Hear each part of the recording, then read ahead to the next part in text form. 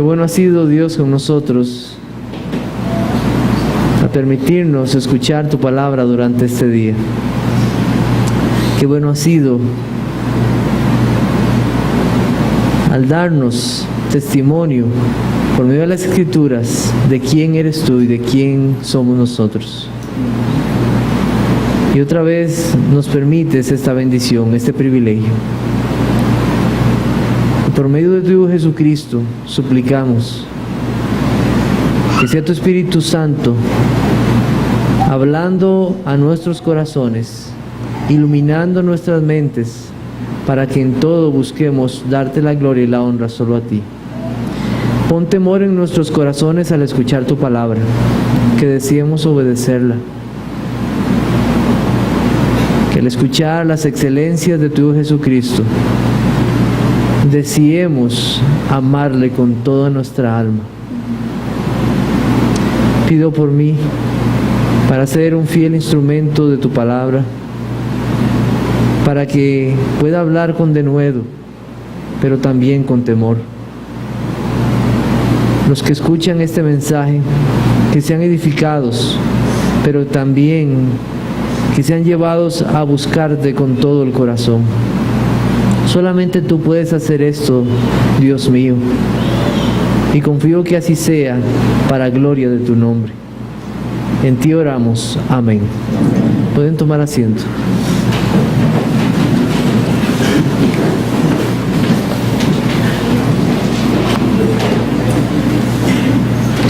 Continuamos con nuestro estudio en la carta a los Colosenses. Y la semana pasada estuvimos estudiando el verso central de esta carta. Ese verso que por inspiración del Espíritu Santo Pablo escribió, dándonos a entender que Jesucristo es nuestro todo y en todos. Nuestro Señor es el todo para aquellos que forman su iglesia. Cristo no tiene limitaciones de poder porque Él es Dios. En Cristo habita la plenitud de la deidad.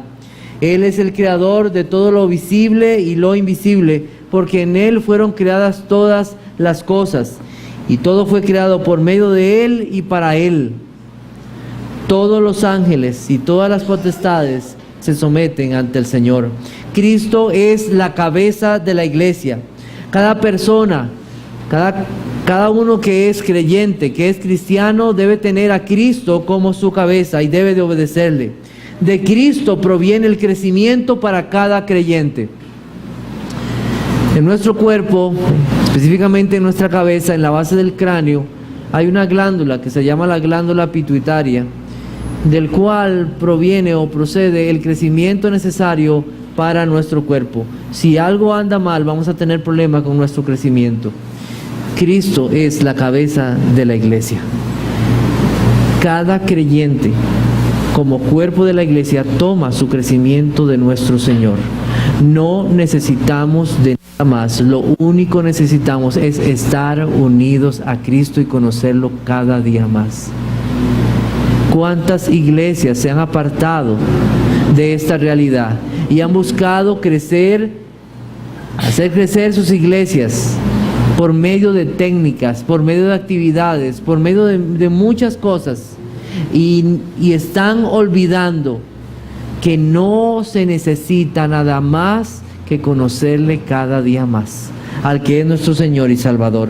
Cristo es nuestro todo. ¿Tiene usted deseo de conocer más a Cristo, su Señor?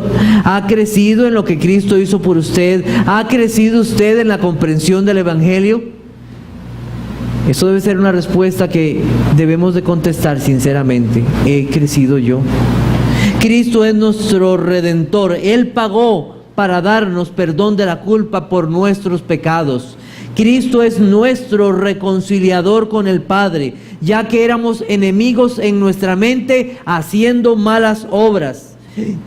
Cristo murió para hacer la paz mediante la sangre de su cruz. Todos nuestros pecados fueron pagados una vez y para siempre en la cruz del Calvario. Él pagó y nos dio eterna redención. Y Dios en Cristo nos ha trasladado de las tinieblas a su reino. Es en Cristo. Cristo es nuestro tesoro. No hay tesoro más valioso que Cristo. En Él se encuentra toda la sabiduría y el conocimiento que necesitamos. No necesitamos ir a otro. Cristo es suficiente. Cristo es nuestra esperanza. Y aquí Colosenses nos dice, es nuestra esperanza de gloria. Esperamos en Él y no necesitamos de otro mediador. Cristo es nuestro único mediador. Es nuestra única esperanza. Eso significa que Él vino. Él vino a dar su vida, a rescatar a muchos para llevarnos a su gloria. Ahora nuestros ojos, ¿dónde están? ¿Dónde están nuestros ojos? Nuestros ojos deben estar en nuestro Salvador. En Cristo, nuestra justicia, ahí deben estar nuestros ojos. Nuestro gozo, nuestra alegría, nuestro anhelo es estar un día con nuestro Salvador. ¿Anhela usted estar con Cristo? ¿Lo anhela verdaderamente? Ese debe ser el deseo de todo creyente.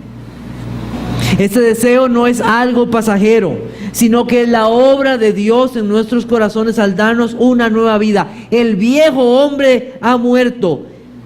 El viejo hombre Adán, aquel que heredamos de nuestros padres, aquel que desobedeció a Dios, aquel que trajo para sí la condenación y la ira, ha muerto. Y en su lugar ha sido puesto otro. ¿Cuál? El nuevo hombre, que es a imagen de nuestro Señor Jesucristo. Dios ha hecho esto. Es el poder de Dios. Y cada día, cada creyente desea renovar su mente en el conocimiento de su Salvador. Ese nuevo hombre o mujer son los únicos que tienen la capacidad sinceramente para luchar contra todo pecado y para sinceramente obedecer la ley de Dios.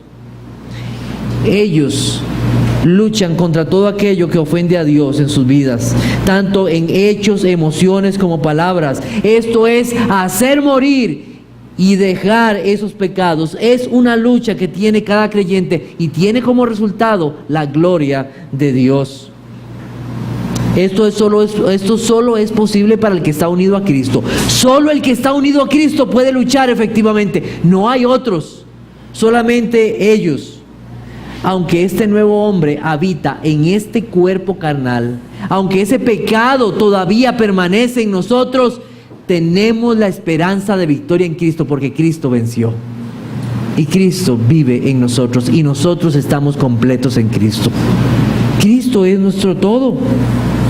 Esta capacidad de luchar contra el pecado y desear ser como Cristo nos viene de Dios y provoca en nosotros una responsabilidad dependiente. El autor y escritor bíblico Jerry Bridges lo llama así: una responsabilidad, porque es de nosotros hacer morir y dejar y renovar nuestra mente, pero es una responsabilidad dependiente porque dependemos del Señor y de la obra del Espíritu Santo. Somos responsables ante Dios de obedecer su palabra y de hacer morir los pecados de nuestra vida. Y yo deseo agregar esto: no se puede luchar efectivamente contra el pecado si no se desea conocer más de Cristo. Debemos desear conocer más de Cristo, de nuestro Salvador. El poder de Dios es tan grande en las vidas de las personas que no importa su raza, su lengua, su color de piel, su cultura. No importa si es blanco o negro, grande o pequeño, rico o pobre, mujer o hombre, no importa del país que proceda y las costumbres o creencias que tiene. Dios hace nuevas personas y esas nuevas personas forman la iglesia de nuestro Señor Jesucristo, un pueblo para Dios. Quiero invitarles a buscar en sus Biblias entonces Colosenses capítulo 3, versículo 11. Yo sé que estas cosas que estoy diciendo ya las he dicho y que ustedes ya las han escuchado, pero las repito una y otra vez, para que en nuestros corazones y en nuestras mentes quede sembrada esta palabra por medio del Espíritu Santo, que Cristo es nuestro todo. Colosenses 3, versículo 11, donde no hay griego ni judío, circuncisión ni incircuncisión, bárbaro ni escita, siervo ni libre, sino que Cristo es el todo y en todos.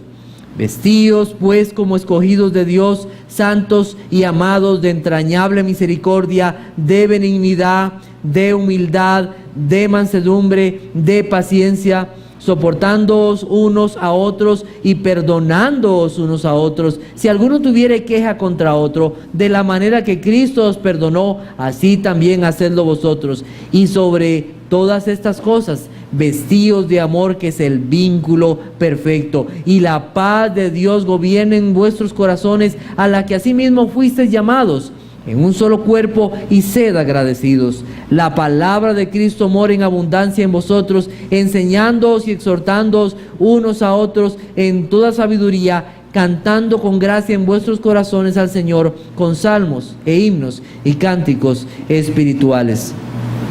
Deseo leer una oración que encontré con el título Mi querida iglesia. Por favor, pongan atención a esta pequeña lectura. Señor, tú me has puesto en una familia muy especial, donde encuentro el amor y el apoyo de hermanos. Me has colocado en un maravilloso cuerpo en el cual cada miembro contribuye para beneficio de los demás. Me has hecho parte de un nuevo pueblo que traspasa las barreras de raza, cultura y nivel social. Es tu iglesia, y cuánto te agradezco el inmenso privilegio de ser parte de ella. Te reconozco como jefe y cabeza de la iglesia. Sé que te agradamos al reunirnos para estudiar tu palabra y alabar tu nombre. Te honramos al participar de tu mesa. La comunión entre nosotros y la demostración de tu amor en nuestro servicio también te complacen. Te gozas cuando cumplimos tu mandato de proclamar el Evangelio y hacer discípulos. Espero el día gozoso cuando presentarás a tu iglesia sin mancha ni arruga.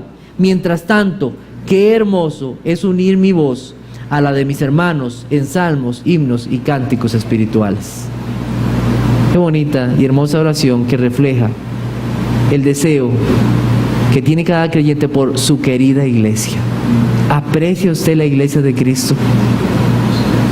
La iglesia es el pueblo especial de Dios que debe reflejar la hermosura de Cristo. Debemos reflejar la hermosura de Cristo. Hoy vamos a hablar acerca del vestido o vestidos del carácter de Cristo. Será el tema de esta noche, vestidos del carácter de Cristo. De forma general, las personas se visten para la ocasión, se visten para la actividad que van a realizar o dependiendo aún a veces de las condiciones del clima. En los trabajos existe un código de vestimenta. Yo, para ingresar a la parte donde ya trabajo, yo necesito siempre ponerme unos anteojos de seguridad y unos zapatos de seguridad. No puedo entrar si no tengo eso. Es prohibido. Y existen diferentes códigos de vestimenta que muestran lo que somos o lo que realizamos. Usted no espera encontrarse en la calle a un policía vestido de payaso. ¿Qué es esto? O sea, ¿por qué? Porque hay un código de vestimenta que le dice que ese vestido refleja algo de lo que hace esa persona o de lo que es esa persona. No esperamos ver a un cocinero vestido de bombero haciendo sus labores. Sería algo extraño. Así que la gente comprende esto de vestirse para la ocasión. Y debemos de decir lo siguiente: a veces juzgamos de acuerdo al vestido, ¿verdad? A veces juzgamos de acuerdo a la forma en cómo visten las personas. Es una realidad entonces que el vestido dice mucho de las personas. Y les voy a decir, y muchos ya lo saben, que a veces hasta para conseguir una segunda entrevista de trabajo valoran cómo viste uno. Entonces, el vestirse nos habla de algo. Y aquí el Señor, a través de Pablo, ha querido mostrarnos algo de esto con un ejemplo acerca de nuestra vestimenta. Los que forman la iglesia de Cristo tienen una forma de vestirse. Y cuando habla de esta forma de vestirse, no se refiere solamente a esta forma de vestirse. No, se refiere a más de algo de esto. Se refiere al carácter de Cristo. A eso es lo que se refiere. Vestirnos del carácter de Cristo.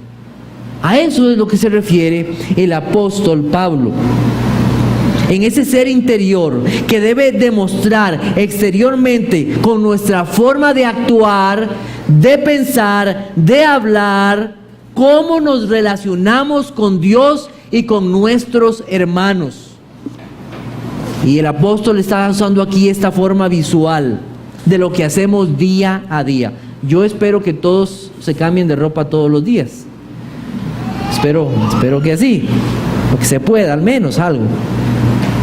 No dice el apóstol Pablo que esto pertenece al pasado o algo al presente. Dice vestidos. ¿Cuándo? Hoy. Eso corresponde a todos los días. Todos los días debemos de vestirnos del carácter de Cristo como hijos de Dios y miembros de su iglesia.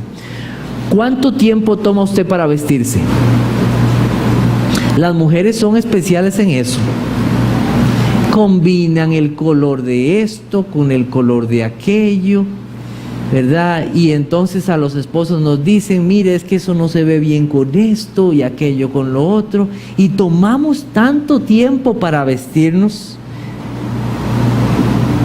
Ahora deseo preguntarle, ¿piensa y medita usted en vestirse como Cristo cada día que usted sale de su casa? Pienso yo que hasta como una forma práctica, versículos como estos deberían estar pegados en nuestro espejo o en nuestro closet antes de salir de nuestra casa, antes de vestirnos, porque podemos salir bien vestidos, pero desvestidos del carácter de Cristo. Estamos vistiéndonos del carácter de Cristo, viviendo consecuentemente con la fe que hemos recibido y con la salvación que hemos recibido y con esa nueva vida que hemos recibido en Cristo. ¿Estamos vistiéndonos consecuentemente con esa realidad? Esa forma de vestir debe caracterizar a todos los que han sido lavados por la sangre de Cristo, todos aquellos que han muerto y resucitado a una nueva vida con Cristo. Y curiosamente, aunque todos, no creo que en esta, a veces bromeamos algunos que traemos la misma camisa o el mismo pantalón, o las mujeres cuando se ven con la otra hermana que trajo un vestido igual y se sorprenden. Más bien deberíamos de gozarnos que todos tenemos o debemos tener la misma vestidura del carácter de Cristo. Eso debería dar, qué bien, vestimos de la misma manera, porque debemos de vestir del carácter de Cristo.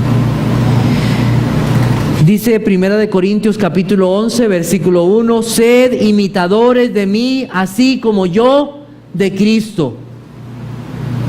No solo fuimos y estamos despojándonos de pecado, sino que estamos vistiéndonos del carácter de Cristo cada día, imitando a nuestro Señor Jesucristo. En primer lugar, yo debo aclarar esto: no existe un hombre en esta vida de descendencia de Adán y Eva que pueda vestirse perfectamente con estas virtudes que aquí se nos hablan. Solo ha existido uno.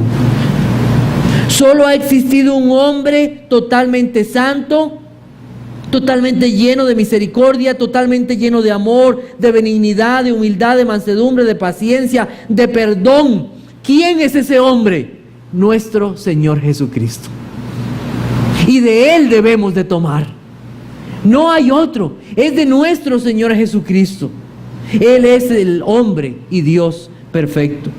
Y de su plenitud tomamos todos, y gracia sobre gracia, dice la Biblia. Vestirnos pues, dice el Señor, debe ser en esa relación de unión con Cristo, sabiendo que ahora tenemos esa imagen de Cristo, y mientras estamos en esta vida debemos renovarnos hasta el conocimiento pleno, o sea, conocer a Cristo cada día más y quién es Él, y que eso se refleje en nuestras vidas. ¿Qué tenemos aquí en Colosenses capítulo 3, versículo 12? Que es el verso que hoy vamos a estudiar específicamente. No lo vamos a terminar, vamos a tocar algunas cosas de estas. Y quiero llevarlo despacio porque voy a decir por qué creo así. Porque donde abundó el pecado, sobreabundó la gracia. Si nosotros vimos en los primeros versos nuestros pecados, cómo ofendemos a Dios, aquellas cosas que debemos hacer morir y también dejar, también debemos de considerar profundamente el carácter de Cristo y cómo eso debe afectar nuestras vidas. afectar nuestras vidas. Entonces se nos dice en primer lugar, vestíos pues como escogidos de Dios. Ese pues, ¿qué significa? Es en relación a lo que es Cristo para nosotros, en relación a todo lo anterior. Vestíos pues como escogidos de Dios. En primer lugar, quiero decirle esto: nadie se hace cristiano. Y a veces decimos cosas, es que yo me hice cristiano. No, nadie se hace cristiano. Es que yo hice la oración de fe y ahora soy cristiano. La Biblia dice en su palabra que la obra de salvación le pertenece totalmente a Dios. Escogidos, dice la Biblia. Escogidos por Dios. Dios no vio nada en ti para escogerte. Él nos llamó por pura gracia, por su voluntad. Mire, cada vez que yo veo a las personas y me veo a mí mismo, ¿sabe qué pienso? Definitivamente yo no soy mejor que ellos. ¿Qué vio Dios en mí para escogerme? Absolutamente nada. Nada. Como algunos han dicho, lo único que yo he aportado a la salvación es mi pecado. Es lo único. No fui yo quien escogió al Señor, no fui yo quien le busqué. Él fue el que me buscó. Y si yo le busco al Señor, es porque Él puso ese deseo en mí para buscarle. Cuando el Señor nos llama, que le busquemos, es porque ya Él ha hecho algo en nosotros para que le busquemos. La Biblia dice en Romanos capítulo 3, versículo 11, no hay justo ni aun uno, no hay quien entienda, no hay quien busque a Dios. Todos se desviaron a una, se hicieron inútiles, no hay quien haga lo bueno, no hay ni siquiera uno. Sepulcro abierto es su garganta, con su lengua engañan, veneno de áspid hay debajo de sus labios, su boca está llena de maldición y de amargura, sus pies se apresuran para derramar sangre, quebranto y desventura hay en sus caminos, y no conocieron camino de paz, y no hay temor de Dios delante de sus ojos. Cuán terrible es esa enseñanza del libre albedrío, y que dice que nosotros podemos buscar a Dios, y esa idea de que Dios es un caballero. El poder de Dios es tan grande, Dios es tan poderoso, aquel que hizo los cielos y la tierra, que no hay poder que se resista a Él. Él puede vencer cualquier corazón rebelde, porque Él es Dios, porque Él es Dios.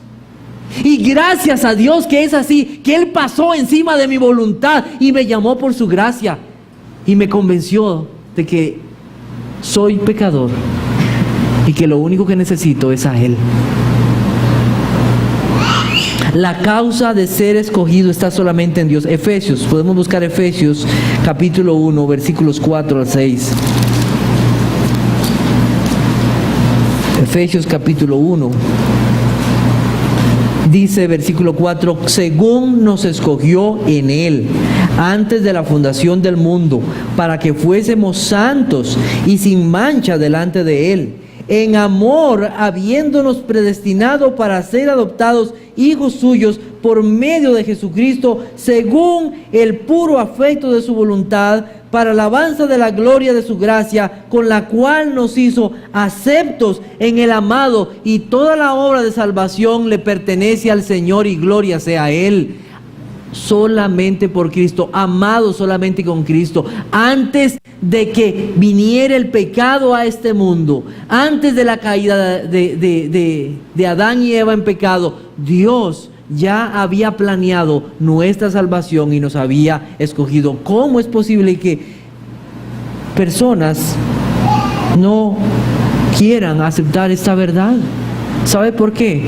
Porque el ser escogido por Dios humilla nuestras vidas. Humilla nuestras vidas. No se trata de mí, se trata de Él. El puro afecto de su voluntad. Porque Él así lo quiso. Él determinó salvar Él determinó salvar y no hay poder que se resista.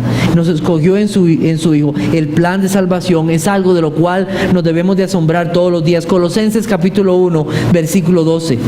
Colosenses 1:12 dice: con gozo, dando gracias al Padre que nos hizo aptos para participar de la herencia de los santos en luz. ¿Qué debe traer a nosotros el hecho de que Dios nos haya escogido para salvación?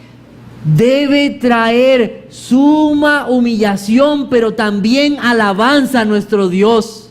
Dice aquí, con gozo, dando gracias a Dios el Padre. Levántese cada mañana si usted es hijo de Dios y dele gracias a Dios porque Él escogió, porque no vio nada en usted, sino que Él lo quiso por pura voluntad. Debemos alabar al Señor en estas cosas.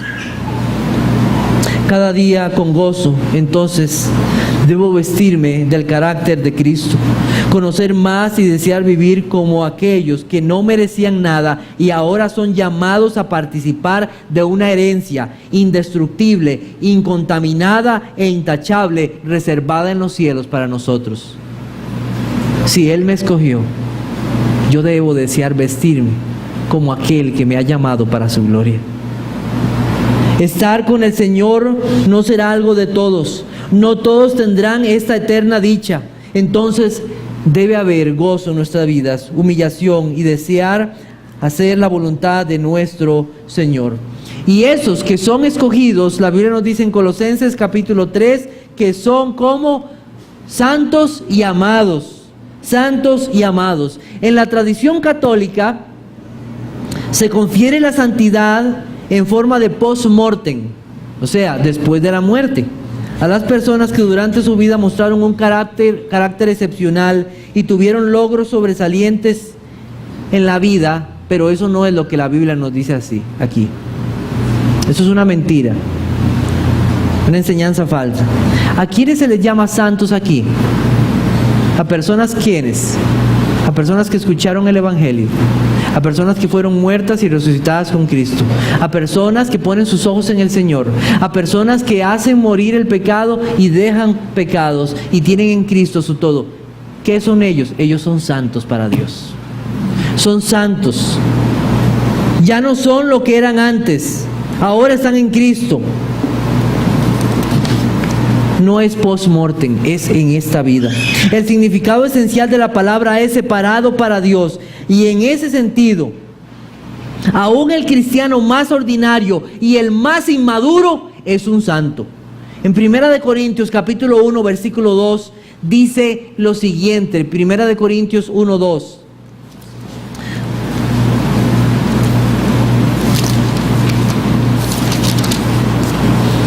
A la iglesia de Dios que está en Corinto, a los santificados en Cristo Jesús, llamados a ser santos, con todos los que en cualquier lugar invocan el nombre de nuestro Señor Jesucristo, Señor de ellos y nuestro. Un santo es uno que ha sido santificado, alguien que ha sido apartado para Dios, alguien que ha sido tomado por Dios y en Cristo nos ha redimido de toda iniquidad y nos ha purificado para sí mismo. Para sí mismo.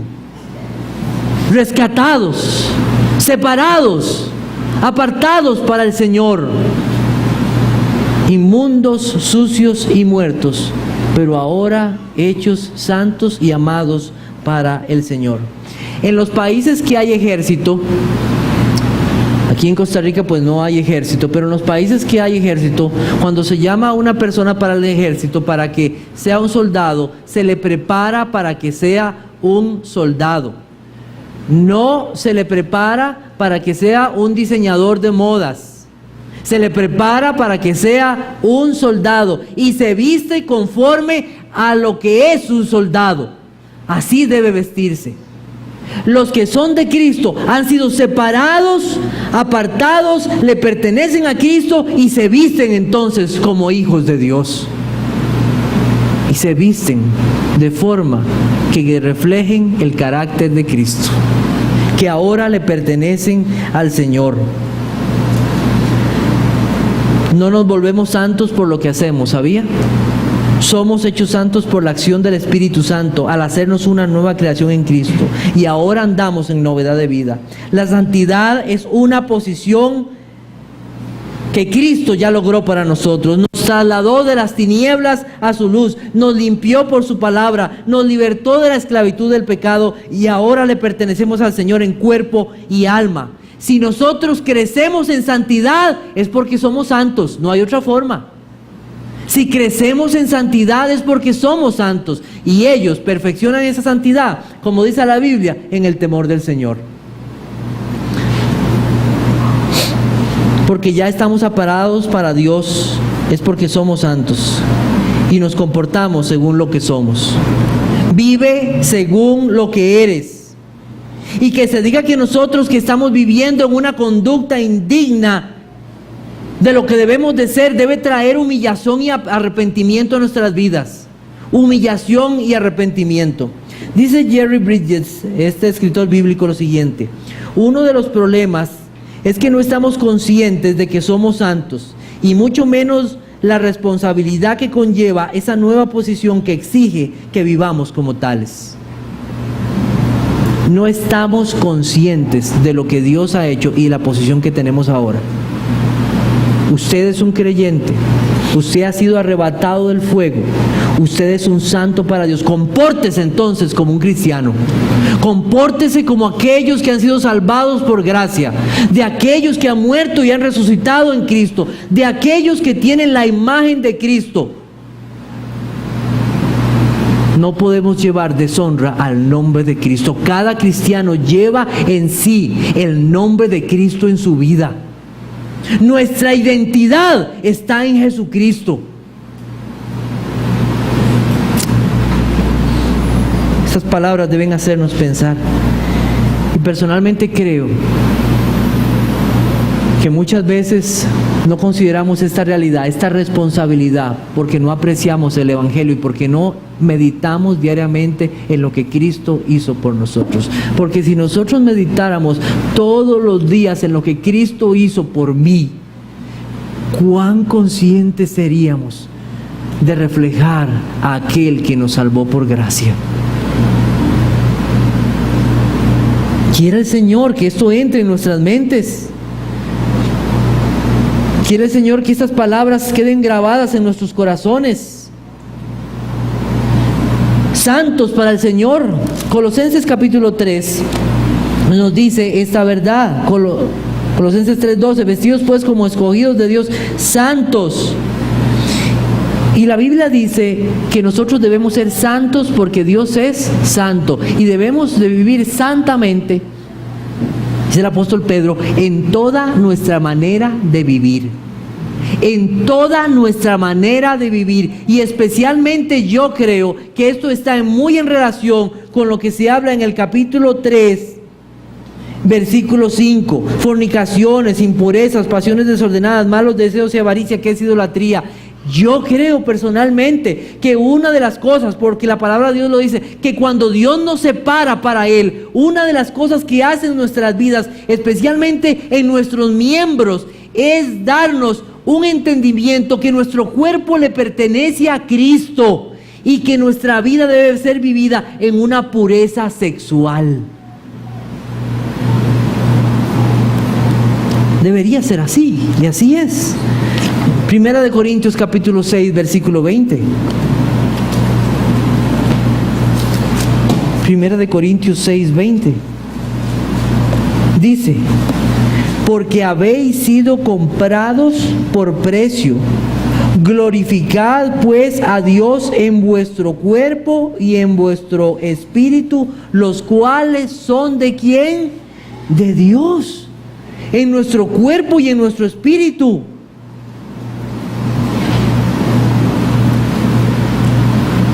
Le pertenecemos al Señor.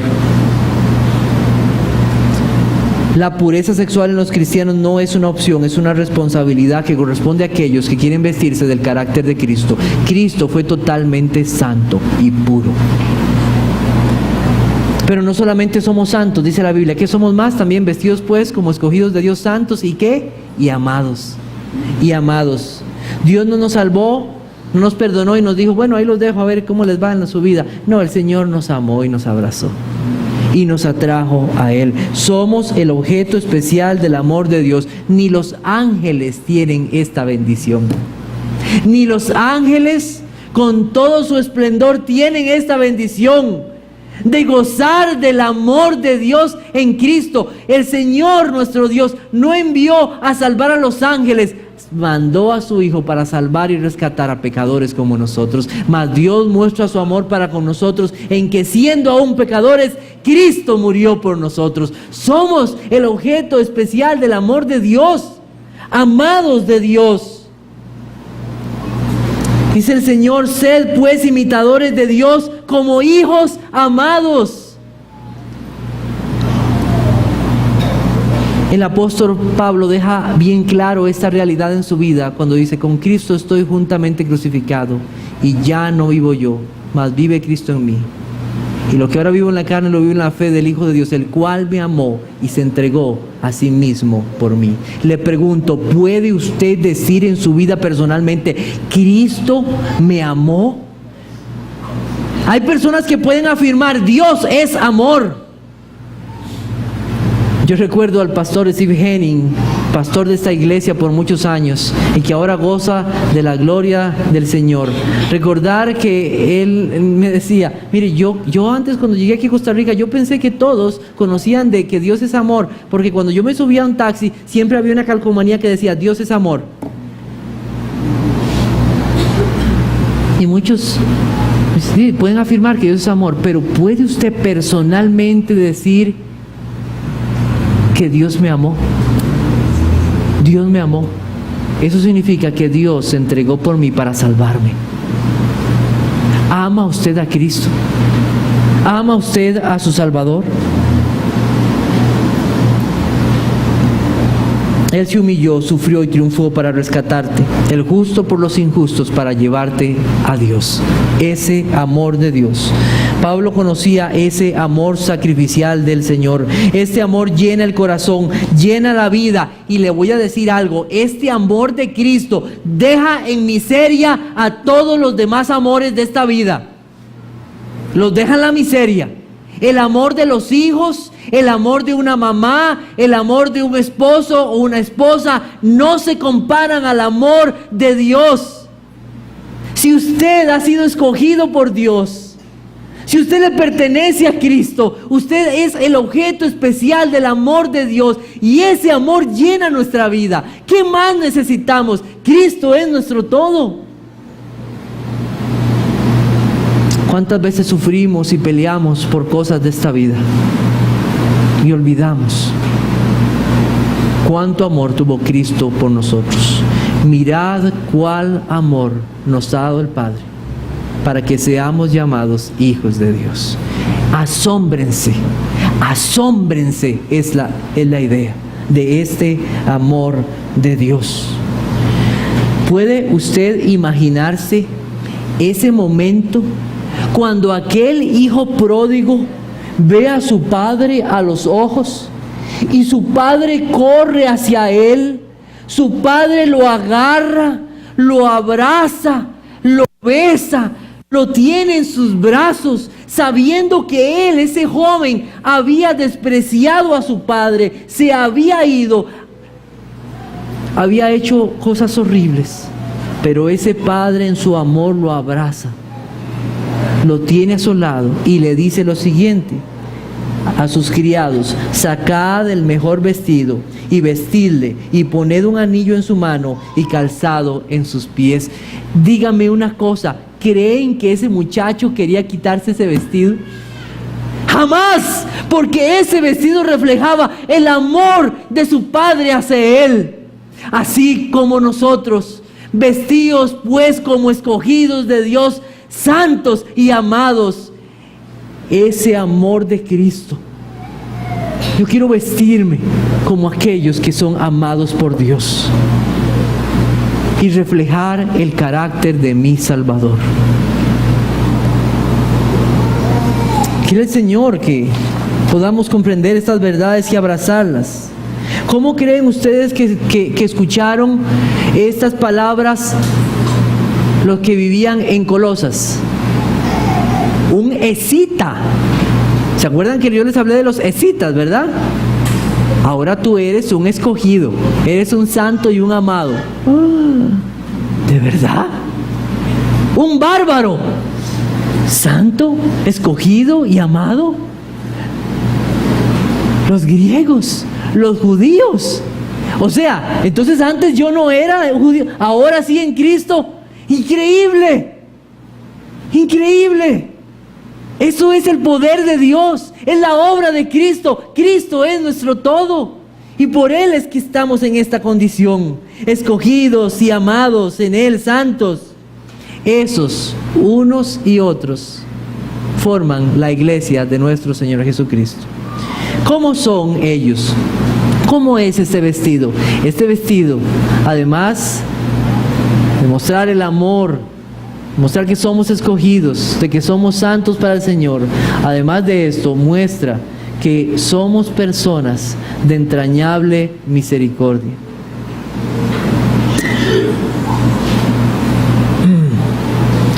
Como les dije, la iglesia es un lugar único, a pesar de todas las cosas que se puedan dar. No hay iglesias perfectas, pero sí iglesias sanas.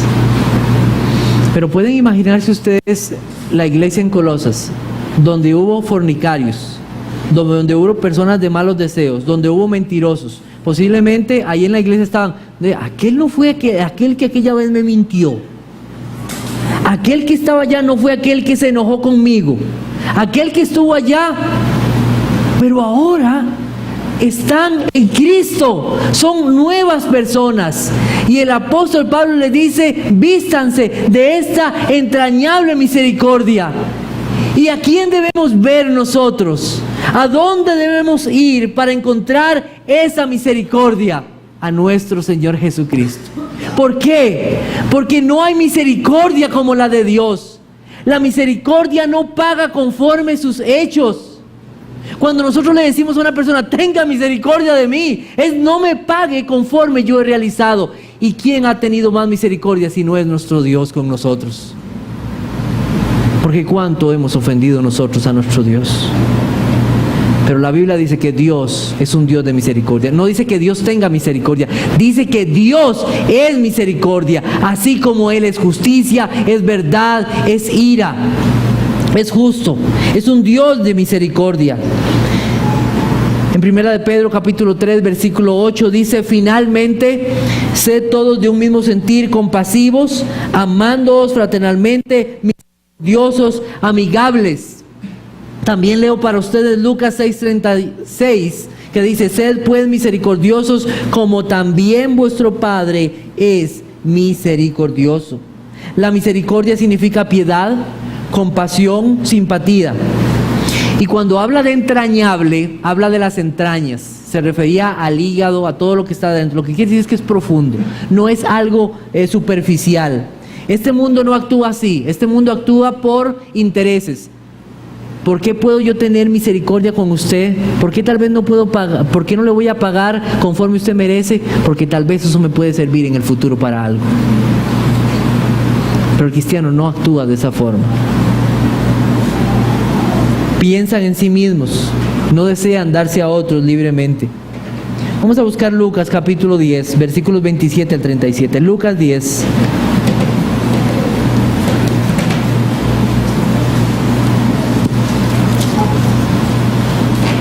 Dice así, aquel respondiendo dijo, Lucas 10, 27, aquel respondiendo dijo, amarás al Señor tu Dios con todo tu corazón y con toda tu alma y con todas tus fuerzas y con toda tu mente, a tu prójimo como a ti mismo.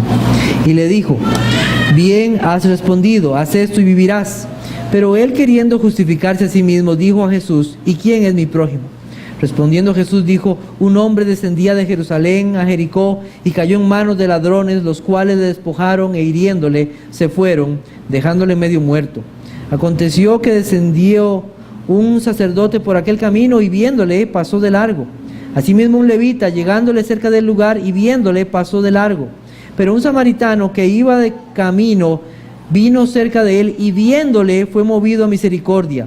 Y acercándose vendó sus heridas Echándoles aceite y vino, y poniéndole en su cabalgadura, lo llevó al mesón y cuidó de él. Otro día, al partir, sacó 2 denarios y los dio al mesonero y le dijo: cuídamele, y todo lo que gastes de más, yo te lo pagaré cuando regrese.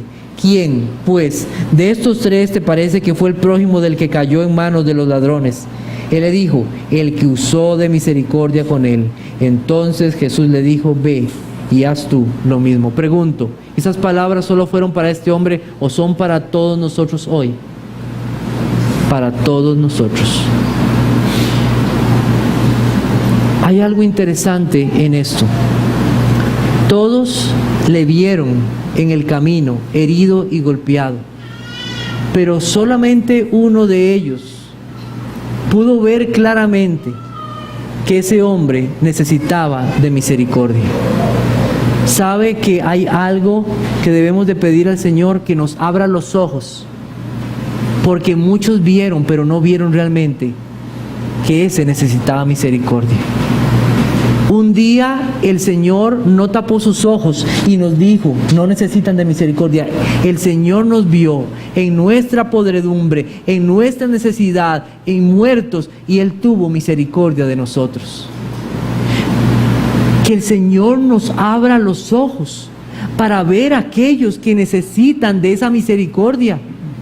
Y podemos verla en la iglesia de Cristo, en las necesidades de muchos, en aquel que está enfermo. ¿Cómo podemos mostrar misericordia? Aquí tenemos un ejemplo de uno que necesitaba ayuda. Oh Señor, ábreme los ojos para ver a aquel que está en necesidad y cómo poder ayudarle. Aquel anciano que necesita ayuda y de estar pensando solamente en mí. La misericordia nos mueve a pensar en otros como Cristo pensó en nosotros. Oh Señor, ábreme los ojos a ver esta realidad. Niños solos, jóvenes que necesitan de un padre o una madre que no conocen del Señor, porque en sus hogares no tienen ese amor, ese cuidado, esa ayuda, ese consejo. Oh, que el Señor nos abra los ojos para ver con misericordia a los otros. Hermanas que necesitan de otros, hermanos caídos que necesitan ayuda. Oh Señor, abre mis ojos para atender al caído, para atender misericordia como tú tuviste misericordia de mí. Como cristianos no debemos colocar nuestras necesidades por encima de los otros. ¿Sabe qué es lo natural en nosotros? Que seamos egocéntricos. Pero solo Cristo puede hacer un cambio en nuestra vida para que pensemos en los demás. Solo el Señor. Pero esa necesidad de misericordia es más palpable en la vida de aquellos que no conocen al Señor. Ellos necesitan escuchar el mensaje del Evangelio, así como Dios tuvo misericordia de nosotros y nos hizo un día escuchar el Evangelio y creer en Él. ¿Cuántos necesitan de esa misericordia? Id pues y aprended lo que significa misericordia quiero y no sacrificio, porque no he venido a llamar a justos, sino a pecadores al arrepentimiento. Las personas necesitan escuchar el mensaje del Evangelio. Hoy es un día de misericordia, ¿sabe? ¿Sabe que hoy es un día de misericordia? Porque usted está escuchando la palabra de Dios. Hoy es un día de misericordia. Y gracias a Dios por eso, porque nuevas son cada día. Su palabra que nos lleva a Cristo y nos hace conocer más de Él. Hoy es un día de misericordia, más en este día. Dice la Biblia: por la entrañable misericordia de nuestro Dios, con que nos visitó desde lo alto la aurora. Muchos acudieron a Cristo pidiendo misericordia y Él no los rechazó. Muchos dijeron: Hijo de David, ten misericordia de mí, y Él acudió a ellos. Cristo perdonó la deuda de aquellos que cometieron pecados. Él tuvo entrañable misericordia, no les pagó conforme a lo que merecían. Dice la Biblia lo siguiente, y leo para ustedes Salmo 13:5: mas yo en tu misericordia he confiado, mi corazón se alegra en tu salvación. Salmo 25:7: de los pecados de mi juventud y de mis rebeliones no te acuerdes. Conforme a tu misericordia, acuérdate de mí por tu bondad, oh Jehová. Grande es la misericordia de nuestro Dios. Es la misericordia que hemos recibido y que también nosotros podemos dar a otros. Debemos de tratar a otros con la misma misericordia con que nosotros fuimos tratados con Dios. La solución a esto, ¿cuál es? Nuevamente el Evangelio. Meditar en el Evangelio nos lleva a tener esa misericordia que Cristo tuvo con nosotros. Una vez más el Evangelio, aquel que se dio por pecadores. Pidamos al Señor que Él nos abra los ojos para ver las necesidades, especialmente la espiritual en la vida de las personas. El apóstol Pablo continúa diciendo que no solamente se visten de entrañable misericordia, sino que también de benignidad, La benignidad es lo contrario a la malicia. ¿Y saben dónde se menciona la malicia? En Colosenses capítulo 3. Podemos ir un momento a Colosenses capítulo 3 y dice ahí: pero ahora dejad también vosotros todas estas cosas, ira, enojo, malicia. ¿Y cómo eso es sustituida? No dejamos estas cosas y nos quedamos ahí desvestidos, sino que nos vestimos de misericordia y de benignidad. Es una gracia que penetra el ser profundamente.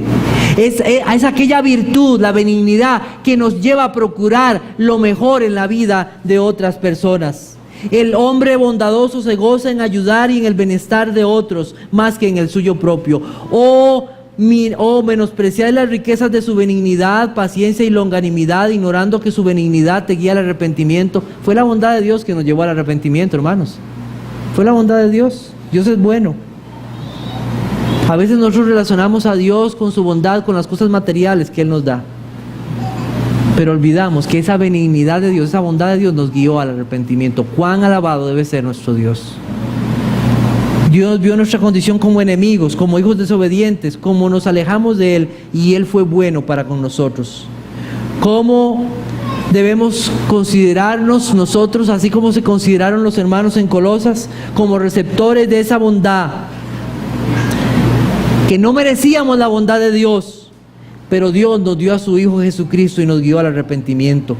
De esta manera, buenos los unos con los otros, debemos ser como iglesia de nuestro Señor Jesucristo y no pagar mal por mal. Quiero invitarlos a buscar Mateo capítulo 5. Mateo capítulo 5. Versículo 38. Oísteis que fue dicho ojo por ojo y diente por diente. Pero yo os digo, no resistáis al que es malo. Antes, a cualquiera que te hiera en la mejilla derecha, vuélvele también la otra. Al que quiera ponerte a pleito y quitarte la túnica, déjale también la capa. Y cualquiera que te obligue a llevar carga por 1 milla, ve con él 2. El que te pida, dale, y al que quiera tomar de ti prestado, no se lo rehuses. Oísteis que fue dicho, amarás a tu prójimo y aborrecerás a tu enemigo. Pero yo os digo, amad a vuestros enemigos, bendecid a los que os maldicen, haced bien a los que os aborrecen y orad por los que os ultrajan y os persiguen, para que seáis hijos de vuestro Padre que está en los cielos, que hace salir su sol sobre malos y buenos, y que hace llover sobre justos e injustos. Porque si amáis a los que os aman, ¿qué recompensa tendréis? ¿No hacen también lo mismo los publicanos? Y si saludáis a vuestros hermanos solamente, ¿qué hacéis de más? ¿No hacen también así los gentiles? Sed, pues, vosotros perfectos, como vuestro Padre que está en los cielos es perfecto. Dice el comentarista bíblico J.C. Wright lo siguiente: quien quiera saber cuál debe ser su actitud y su comportamiento para con sus semejantes, debería repasar a menudo este pasaje de la Biblia. Por otro lado, si nuestro objetivo es tener la actitud y el carácter que aquí se nos mandan, aún no somos, y escuchen muy bien esto, aún no somos cristianos si no tenemos este tipo de actitud. ¿Por qué? Para que sean hijos de Dios. Versículo 45, para que seáis hijos de vuestro Padre que está en los cielos. Si nosotros no reflejamos esa bondad, no quiera llamarse usted hijo de Dios. Ellos deben reflejar esta bondad. y nos debemos de parecer a nuestro Padre Celestial.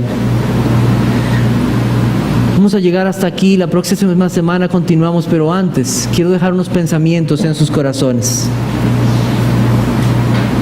¿Cómo será una iglesia? ¿Cómo será una iglesia donde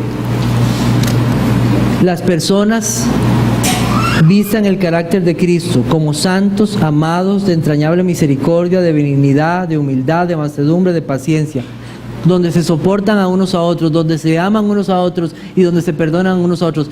¿Puede imaginarse usted una iglesia así? ¿Cómo sería una iglesia así? Y no solamente eso, ¿cómo serían nuestros hogares viviendo de esta manera? ¿Cómo serían nuestros hogares? ¿Cómo serían nuestros trabajos o nuestros lugares de estudio mostrando el carácter de Cristo así? Que nuestro Señor sea exaltado y glorificado por nuestra manera de vivir, como andamos delante del Señor. ¿Cómo cambiaríamos? ¿Y cómo seríamos reflejo de nuestro Señor Jesucristo? Qué increíble lugar que es la iglesia de nuestro Señor Jesucristo. Y el Señor Jesucristo está construyendo esa iglesia en medio de cada uno de sus hijos. El Señor está construyendo esa iglesia. Debemos reflejar a aquel que es nuestro Salvador. Y por otro lado, amigo que hoy nos visita, no podemos enorgullecernos de nuestra salvación. Aquí no andamos enorgullecidos porque somos escogidos de Dios, no. Yo soy un pecador perdonado, un pecador escogido por la voluntad de Dios, un pecador que alcanzó misericordia, un pecador a quien Dios le mostró su amor y su gracia. Y hoy día, en este momento, en esta noche, está disponible esa misericordia y ese amor de Dios para todos aquellos que se arrepienten y creen en Él. Pero quiero decirte algo. Va a llegar un día, por más que tú clames por misericordia y por amor, de nada te va a servir. De nada te va a servir. Para terminar, busquemos Lucas 16, 19. Lucas 16, 19.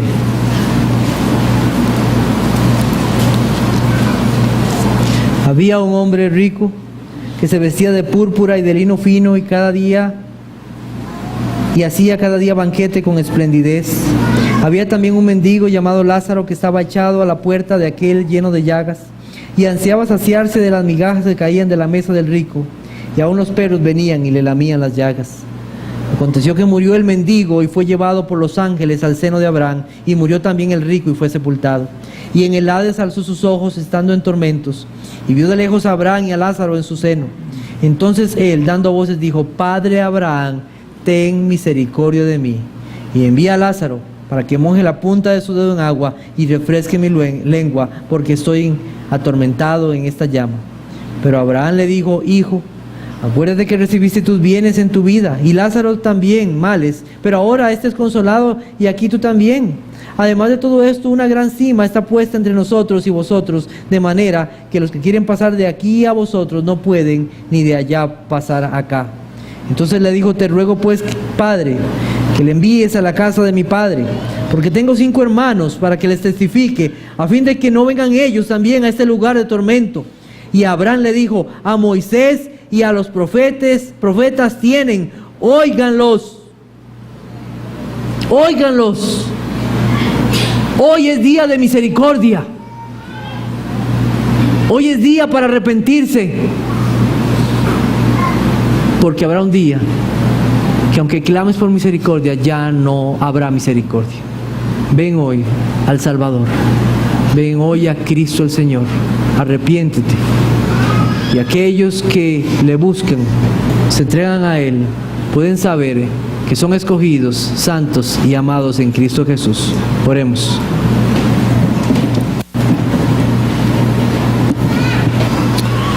Te damos gracias, nuestro Señor y Salvador.